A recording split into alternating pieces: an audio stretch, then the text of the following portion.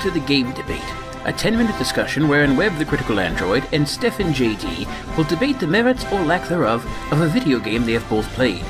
They each will receive exactly 3 minutes to present their opening arguments. Afterwards, they will receive a 1-minute rebuttal. Following the rebuttal period, they will both have 1 additional minute to issue their final thoughts.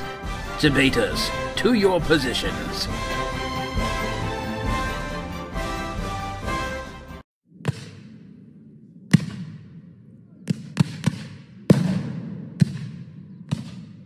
Three-minute review. 3, 2, 1, go! So I'm a big fan of kaiju monsters. Godzilla, Monster of Monsters on NES was also one of those games I rented back in the day.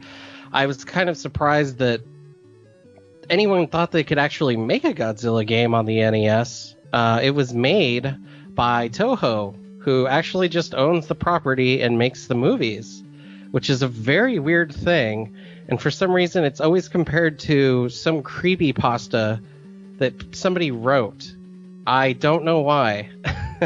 But this game is basically a board game. And Godzilla and Mothra are your 2 main characters that you move across a board. The other kaiju will slowly show up. Right at the beginning, you get a couple off the bat. But... shit. Where's that at? Oh, God. All right, I lost I lost the note here. Sorry. But... going off cuff here, but when you go through the levels, one of the things you do is you go from left to right, it's a side scroller, and you basically go against Earth's forces, you go to different planets, you kill different kaiju, and one of the drawbacks to this game is that while they do represent Godzilla's size and Mothra's size very well, you are getting shot by a lot of things on screen, and some of those things have consequences for hitting you, especially with Mothra. You can get blowback, and this isn't like some little blowback like Castlevania. Think of getting the same blowback but 10 times worse, where you fly all the way back to the left side of the screen. That's the biggest drawback for me on this game. Another one might be that when you do get into the kaiju fights, they are very limited in what they can do. And there is no background for them, which was a very weird choice. Because you think that would be where you'd try to hustle and put in the most graphics. Maybe you could even, if it was possible back then, put in some cityscape that gets destroyed while you were fighting against another monster. Because you want those battles to be epic. And so it does seem like parts of this game were cheaply made or not well thought out.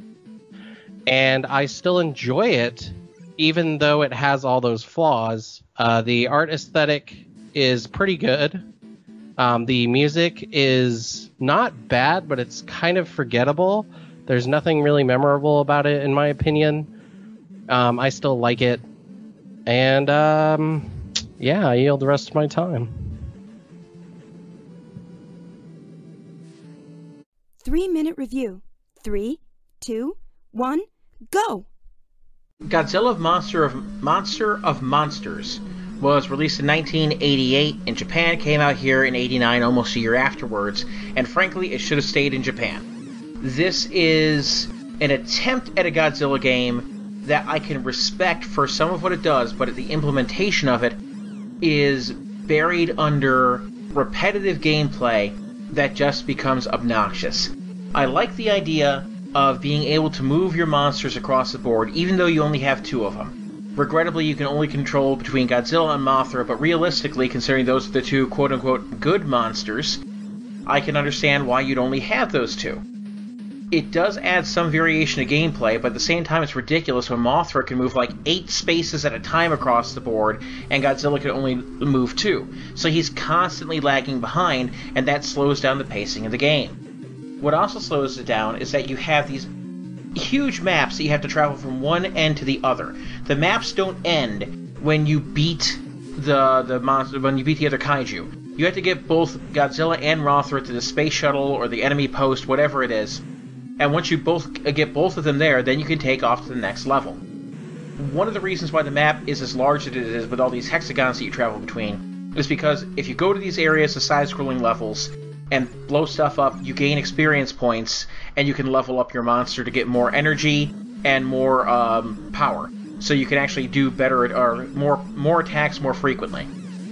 If only these levels that you went through were not so repetitive. It feels like a grind, and not a fun grind either.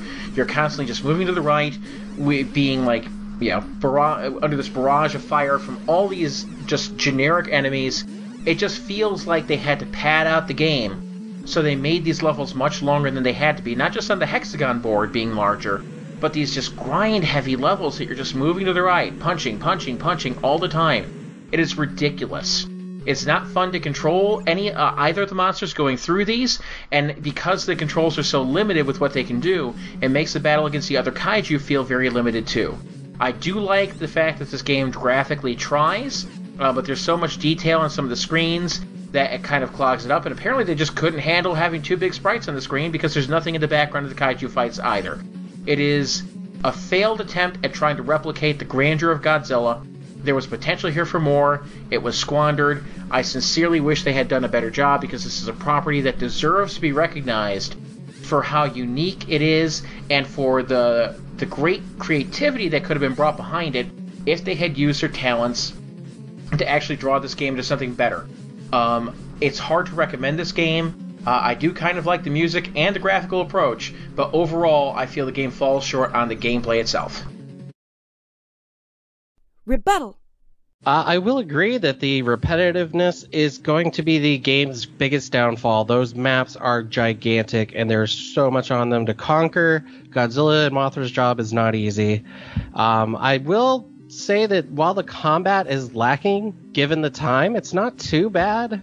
It's just I think it really does depend on the person. If you could play 5 minutes of this and think you could last another hour and a half, then you're probably going to beat the game, because it's actually not a hard game.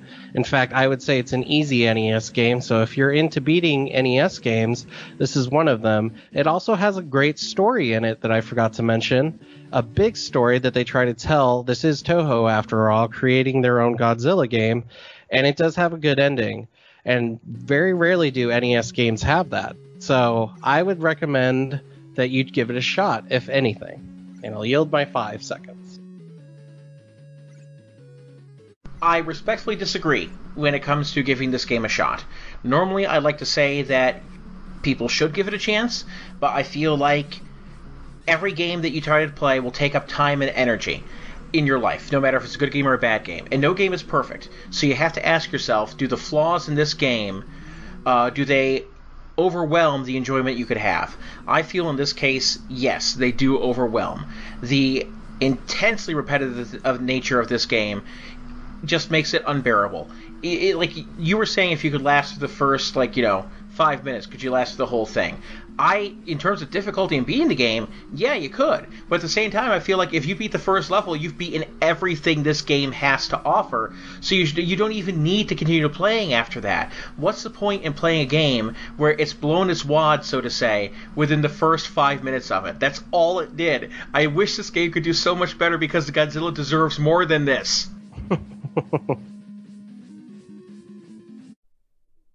Final thoughts.